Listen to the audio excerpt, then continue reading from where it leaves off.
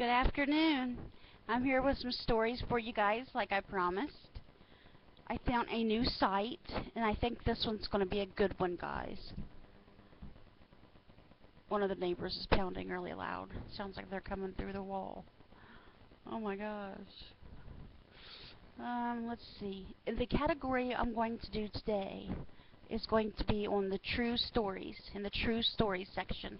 So all these stories that I'm going to read to you today are supposed to be true. And the first one I'm going to read is called Lessons from Fat Dad.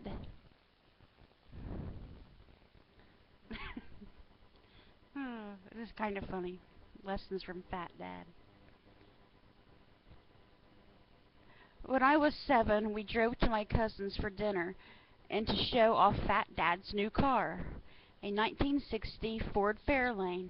I fell asleep on the back seat. My folks left me sleeping. When I woke up, I stumbled out of the car and headed for the porch. Woof!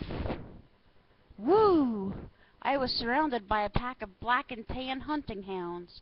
My heart jumped, then so did I, to the truck and then the roof of that new car. I was frozen like a treed raccoon. I was bawling and screaming. The hounds were circling and howling. An ugly one-eyed dog clawed and scratched its way onto the trunk, its yellow teeth snapping and foaming. I was standing in water. It was mine. He screeched and slipped on the glass. When I heard "Son!" I dove at the voice to be caught in Fat Dad's arms. Safety was a flannel shirt that smelled of cherry tobacco and a bellow that chattered hounds like cottonseed to the wind. The next morning I saw Fat Dad trying to buff the scratches out of his new car. I said, "Fat Dad, I'm sorry you had to rescue me." He scooped me up in his big arms and said, "Son, in life sometimes you're the catcher, sometimes you're the one getting caught. When you love somebody, their trouble is your trouble." The lesson was love. Fat Dad was my daddy. That loving nickname, Fat Dad, had been handed down through 4 generations of the men in my family. When I was 16, Fat Dad bought me a 1963 Volkswagen Beetle, wide tires, chrome wheels. I was driving one sunny afternoon listening to Simon and Garfunkel on the 8-track singing Cecilia before breaking my heart when a humongous horsefly shot through the window, in my mouth, and down my throat. Ew. It came back up, lodged in my right nostril. What would you do with a horsefly buzzing in your nose, taking bites the size of Texas? I steered with my knees, tried to fire that bug from my nose. The car shot to the left, then catapulted to the right, chopped down Morrison's fence, sailing across their yard right at Mossburger's fountain, where Mary Poppins stood pouring water from a can. Seriously, now come on, her name was Mary Poppins. I hit that fountain so hard I launched it like Sputnik. Mary Poppins hovered briefly. That's just funny. Mary Poppins hovered briefly, then went down faster than a spoonful of sugar. The Morrisons and the Mossbergs were a bit excited. Not Fat Dad. He rode it like a cavalry, made peace with the neighbors. I sat on a rock in shock. As Fat Dad put his arm around me, I burst into tears. "Shh! We can fix the fence. I'll buy another fountain. We can even replace the old car. But I could never replace you. Besides, the town will be talking about this for weeks." The lesson was love. Teenage boys don't always think about cars. Sometimes they think about girls. Fat Dad overheard me and my buddies bragging about our adventures with women. Not being the shy type, he joined right in. Listened for a while, then like ice water thrown it on you in a hot shower, said, "Boys, real men love for a lifetime, not for a moment." Ruined the whole conversation. Fat Dad loved my mama. When they were walking in the garden or sitting on the sofa, their hands always seemed to find each other. When Mama would sit in her chair watching TV, Fat Dad would come up behind her, wrap his strong arms around her, rest his chin on her shoulder, and kiss her on the cheek.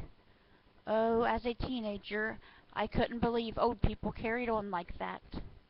But Fat Dad's love for my Mama was more than romance. When Mama battled the cancer that eventually took her life, Fat Dad, like a good shepherd caring for a wounded lamb, fed, bathed, read, and sang to her. When my mama's sunset fell and turned to starlight, Fat Dad held her close. He whispered words of love and faith to calm her fears. Fat Dad's love for my mama was a gift to my wife and children, because watching him I learned to love them for a lifetime. The lesson is love. This year I had my first Father's Day without Fat Dad. I miss him, but the lesson he taught me will last a lifetime. When you love, sometimes you're the catcher, sometimes you're the one getting caught. When there is trouble, love rushes in, wraps its strong arms around you. Real men, well, they love for a lifetime, not for a moment. The lesson is love, and today my heart overflows when my children call me Fat Dad.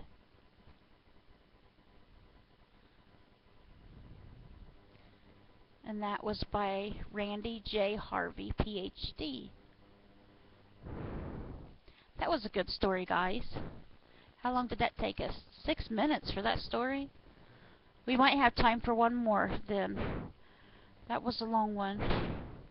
Let's see. The Easter Lily. It's getting close to Easter. Should we read that one? I think we will. Since it's getting close to Easter, we'll read the Easter Lily. It's not that long, so. On December 19th, 2003, I was missing my parents who had gone to be with Jesus. My dad, Reverend A.J. Rozier, died on December 22nd, 1966. He was 40 years old, and we buried him Christmas Day, 1966. My mother, Mary, died on January 7th, 2001. She was 71. I woke up that cold December morning and drove to the family cemetery where my parents are buried. I arrived there and sat in my warm truck as I recalled precious memories of Daddy and Mama. After several minutes, I opened the door of my truck, got out, and slowly walked a short distance to my parents' grave. As I did, I pulled the collar of my jacket tightly around my neck. We had already had several days of freezing weather, and it was cold and windy that morning. I approached my daddy's grave, saw something, and stared with disbelief. There, growing beside the grave, was an Easter lily in full bloom. As tears filled my eyes, the presence of the Lord was strong as He gently reminded me through this flower that He still lives. And because He lives, my parents live also, and I will see them again one day. With rejoicing in my heart, I picked the Easter lily, carried it to my sister, and it blessed her too.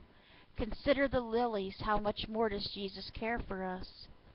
Luke 24, verse 5, And as they were afraid and bowed down their faces to the earth, they said unto them, Why seek ye the living among the dead? He is not here, but is risen.